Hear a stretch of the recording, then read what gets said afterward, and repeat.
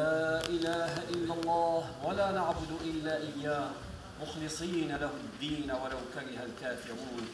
تقدموا يا إخوان، انتهت الصلاة، تقدموا بارك الله فيكم، افسحوا المجال لإخوانكم.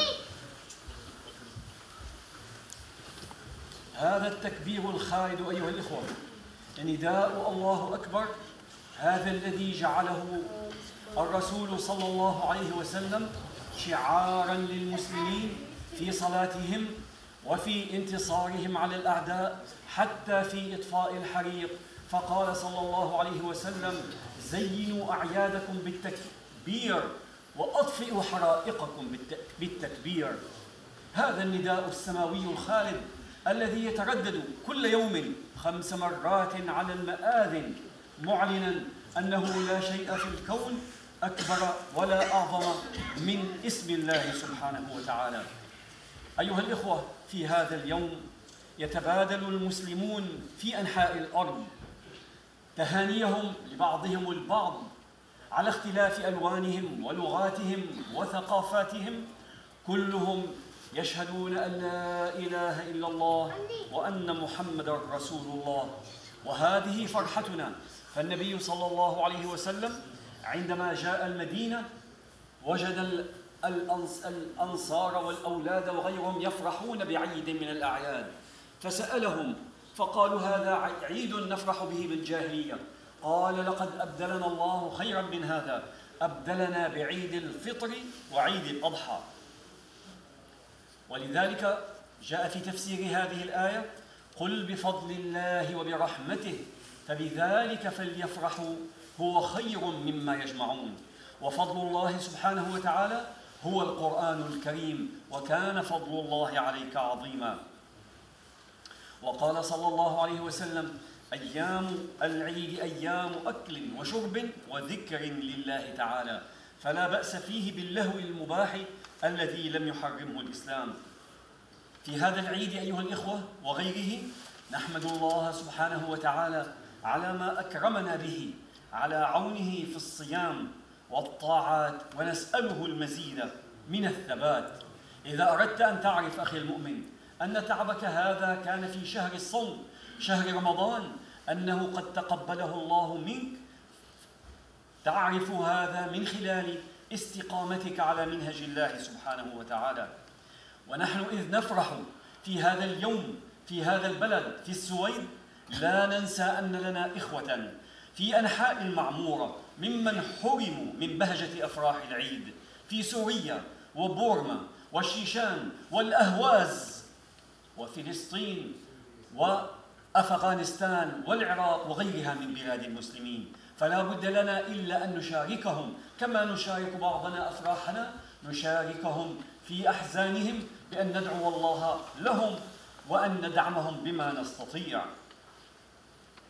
أيها الإخوة المؤمنون، إن رب رمضان هو رب شوال والسنة كلها، فلا نتراخى عما اعتدنا عليه من طاعات وحرص على جلسات العلم والذكر التي قضيناها في رمضان، لنتابعها بعد العيد إن شاء الله، لنشهد الله سبحانه وتعالى وملائكته أننا لن نتخلى عن عزنا هذا في ديننا هذا في الدنيا والآخرة، نتمسك بدينك يا ربنا أينما كنا وحيثما حللنا. أيها الإخوة، أذكركم بأني أريد أن أترك المجال لإخواننا ليترجموا إلى الإنجليزية والفارسية والبوسنية. بما أننا نحن المسلمين أكثر الناس لجوءا في بلاد الغرب،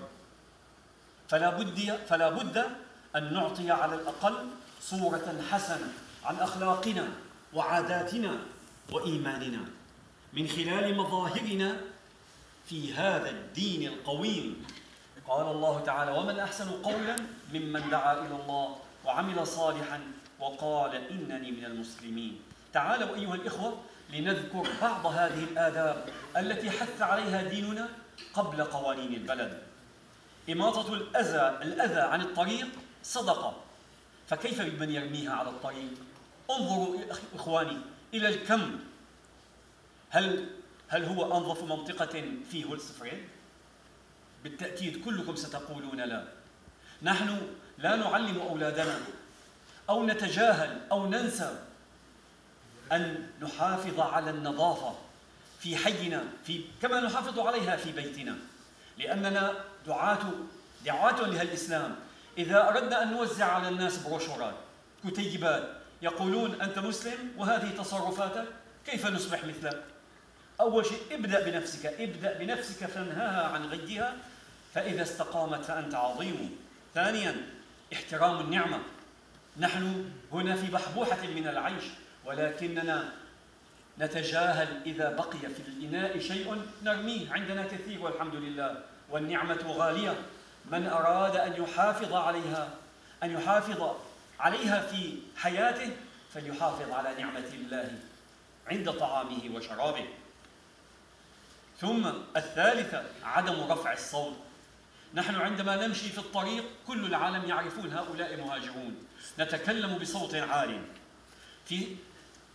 في السوبر ماركت، في مكان الأفير، كل المحلات نتكلم بصوت عالي. لما هذا أيها الإخوة؟ وإذا أراد أحدنا أن يتمتع لا بد إلا أن يسمع الذين موجودين في موليلة، يرفع صوت سيارته ليسمع الآخرين إجباراً عنهم ما يروق له نفسه. انظروا إلى الكم، تجدون سيارات الفارهة لبعض إخواننا يغسلها هناك وكأنه مشحم أبيه وكأنه مغسل أبيه، ويرفع الصوت ويفتح المذياع ويؤذي الآخرين. يقولون انظروا، هذا مسلم من البوسنة، هذا مسلم من العراق، هذا مسلم من كوسوفو، هذا مسلم من باكستان. نعم، هم لا يفرقون، يقولون كل المسلمين فوضى، كل المسلمين صوت عالي، كل المسلمين موسيقى عالية. لما يا إخوان؟ متى نصلح من أنفسنا؟ متى نكون دعاة إصلاح؟ يذهب أحدكم إلى الكم في أي وقت ليشاهد غسيل السجاد والأوساخ والمياه.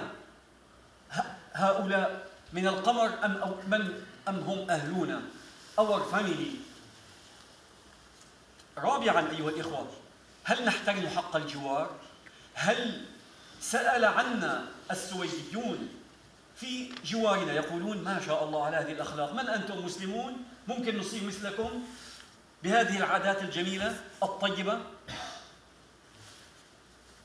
فإذا أردت أن تجلس خارج بيتك فأعطي الطريق حقها، غض بصرك وكف الأذى وأمر بالمعروف وانهى عن المنكر، وإلا فاجلس في بيتك. خامساً، أين تنتشر المخدرات أيها الإخوة؟ Var sprider narkotika och droger i våra samhällen, i våra områden. أين تنتشر المخدرات يا إخوان؟ نحن نسكت عنها. والله الأخ عم يشتغل